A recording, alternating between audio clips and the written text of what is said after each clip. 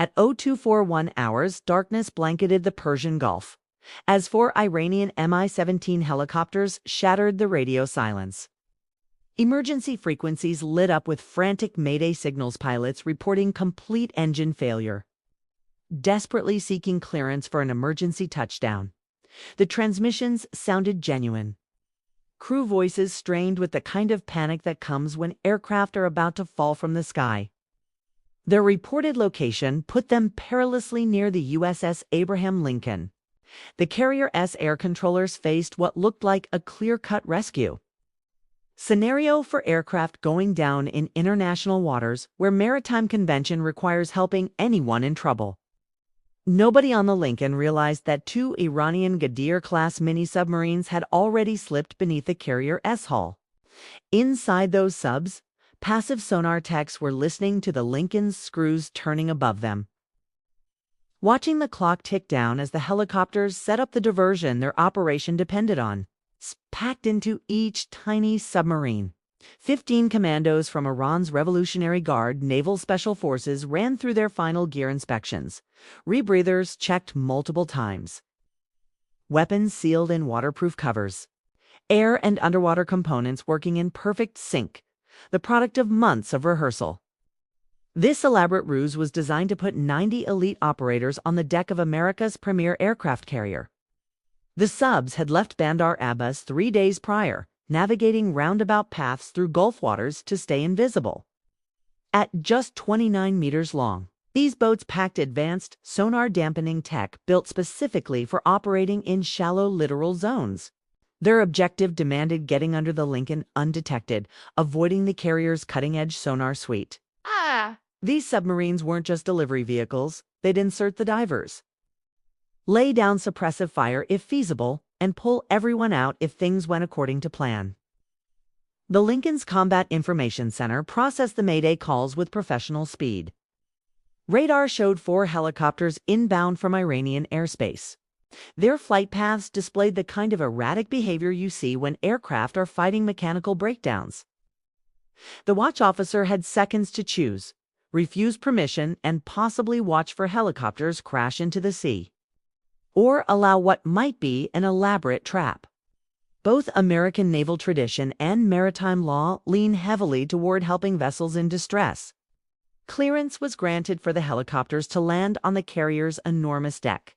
Flight crews rushed to prepare landing zones and stage emergency teams. Fire suppression gear moved into place.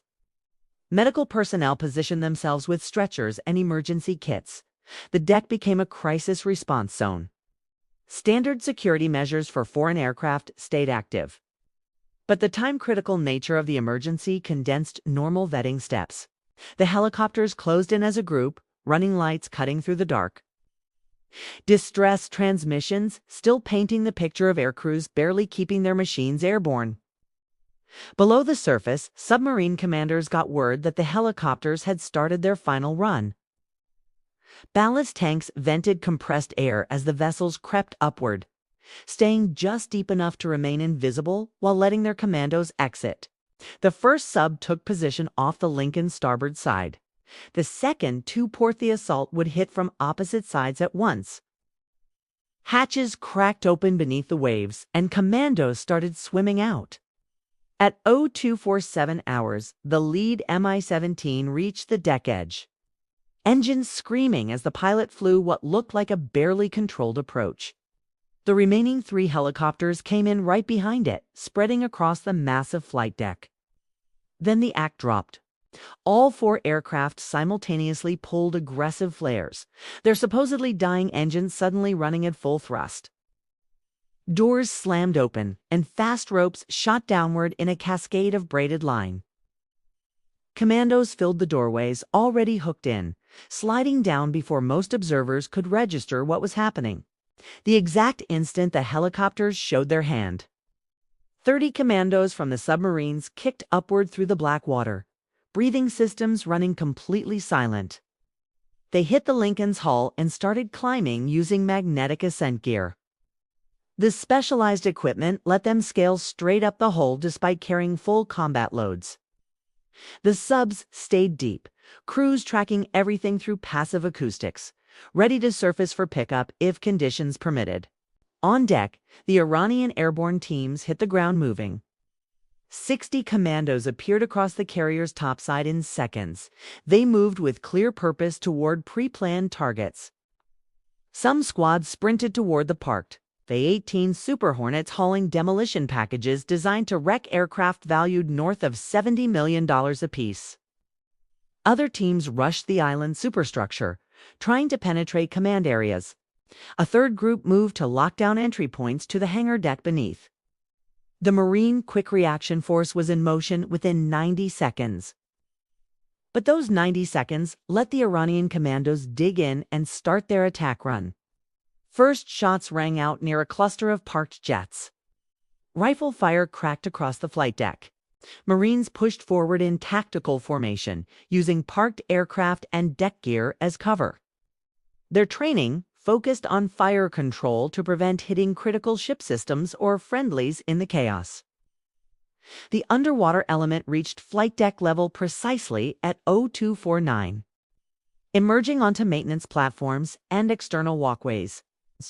Their appearance from a completely unexpected direction created instant tactical disorder. American defenders suddenly had threats coming from multiple axes simultaneously, what Iranian mission planners had counted on. The subsurface teams quickly stripped their waterproof gear, bringing weapons online. Their positions along the hull gave them firing angles into the flight deck the defenders hadn't considered. Fierce fighting broke out across the Lincoln's upper levels. Iranian commandos fortified behind the parked Super Hornets, shooting from behind landing gear and under fuselages. They popped smoke grenades that rolled across the deck in thick clouds, killing visibility and sowing confusion. Several teams made it to aircraft and started setting charges, working fast while teammates laid down covering fire. The sharp bang of breaching charges mixed with continuous rifle fire as the battle escalated. Beneath the waterline, submarine commanders confronted a brutal decision. Their passive sonar picked up sounds of heavy combat transmitted through water and the carrier's hull. Original mission parameters called for the subs to surface alongside the carrier if assault teams hit their main objectives, using deck guns to suppress American response and recover operators. But the acoustic picture suggested things weren't going to plan. Surfacing now would expose the submarines to devastating counterfire, almost guaranteeing their destruction with no tactical gain. American forces flooded onto the flight deck from every access point. Navy security personnel reinforced the Marines, forming defensive lines and working to box in the attackers. Ship's company showed exceptional fire discipline under extreme pressure. Officers called out commands over the gunfire, coordinating movements and establishing kill zones. Defenders rapidly identified the threat from the platforms and walkways, shifting forces to engage the underwater insertion element. Inside the island structure, Iranian commandos who'd pushed into interior spaces found themselves in vicious close quarters fighting. Tight corridors created an extremely difficult battle space where contact happened at arm's length. American personnel, many pulled from sleep by general quarters, grabbed weapons and manned defensive positions. Damage control teams simultaneously fought intruders and dealt with small fires triggered by explosive charges. The helicopters, having dropped their troops, tried providing fire support. Door gunners opened up with crew-served weapons, sweeping American positions. But this drew concentrated return fire from dozens of small arms. Rounds shredded helicopter airframes, blew out cockpit windows, and disabled flight controls. One Mi-17 suffered catastrophic damage to its main rotor head, the aircraft bucking violently. A second helicopter took hits to its fuel cells, trailing smoke as aviation gas caught fire. Submarine commanders monitored the deteriorating picture through their acoustic sensors. The sound signature showed American forces winning, Iranian weapons fire dropping in frequency and intensity. The hard choice became clear. Stay in position, gambling on an impossible reversal, attempt a surface action that would almost surely fail. Or preserve the submarines and crews while writing off the surface element. The subs couldn't help without throwing themselves away for nothing. On the flight deck, the tactical picture shifted with brutal speed. Iranian commandos fought with the desperation of operators who knew extraction wasn't coming. They used advanced small lunette tactics, teams mutually supporting and executing coordinated maneuvers. But they were up against overwhelming numbers and defenders who owned every inch of their ship. American forces started compressing the attackers into tighter pockets, systematically clearing sections of the enormous deck. At 02536 minutes into the fight, the first Iranian demo charges blew. An FA-18 erupted in flame as explosives cut through critical structural points. The blast wave threw nearby personnel off their feet, and secondary detonations from residual fuel created a fireball that lit up the entire flight deck. Additional aircraft took explosive hits as commandos finished their sabotage work before being neutralized. Each explosion represented tens of millions in destroyed capability. The underwater teams fighting from hull positions found themselves progressively cut off. American forces sealed routes from the platforms to the flight deck, isolating the subsurface commandos from the aerial assault element. Iranian operators realized their submarines couldn't surface for recovery without being annihilated.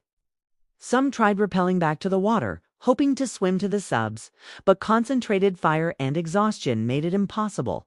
The submarines started withdrawal at 025-610 minutes into the surface battle. Commanders had no option but to acknowledge mission failure and preserve their platforms for future ops. The boats dropped to 200 feet and turned away from the Lincoln. Electric drives running whisper quiet as they slipped from the combat area. Behind them, 30 of their commandos kept fighting without any hope of getting out. Submarine crews would carry that burden, knowing operational reality had demanded it. Inside the ship, the close-in battle hit maximum intensity. Iranian commandos tried pushing deeper into the carrier, hunting for magazine access that would enable catastrophic damage. American personnel held defensive positions at key bottlenecks, blocking access to critical compartments. Gun battles erupted in mess areas, corridors, and maintenance bays. By the 12-minute point, American numerical advantage started proving decisive. A third absorbed concentrated fire that killed its tail rotor, throwing the Mi-17 into an unrecoverable spin. The pilot wrestled controls desperately before the helicopter hit water 300 yards off the Lincoln, disintegrating on impact. The last flyable aircraft abandoned the ground teams, heading for Iranian airspace with wounded aircrew aboard. At 15 minutes, the final coordinated Iranian resistance on the flight deck broke. Small groups of commandos kept fighting, but these were isolated holdouts rather than organized units. American forces swept through engagement zones with tactical precision, clearing behind aircraft and equipment, securing personnel who surrendered, and eliminating those still resisting. Medical teams started treating wounded from both sides. The underwater teams made their last stand on the platforms and walkways. Cut off from recovery and facing crushing force, they fought from their exposed positions until American forces concentrated sufficient firepower. Some tried jumping back into the water, but wounded and spent, they couldn't swim to safety even if the submarines had stayed. At 030-423 minutes after the first helicopters landed, the final shot rang out across the Lincoln's deck. The quiet that followed felt impossibly loud after sustained combat. Smoke drifted across the flight deck from burning aircraft and scattered fires. Thousands of spent shell casings covered the deck. Medical teams rushed across the deck, treating wounded from both forces. The final count revealed the engagement's brutal cost. All 90 Iranian commandos who landed on or climbed aboard the Lincoln were either killed in action or captured. Of 4 helicopters, 2 were destroyed, airborne, 1 crashed with total crew loss, and only 1 made it back to Iranian territory. The 2 mini-submarines got away, crews bearing the weight of leaving their brothers behind but saving critical platforms. American losses totaled 14 killed and 38 wounded. 3 FA-18 Super Hornets were completely destroyed, with 4 more needing extensive rebuild work.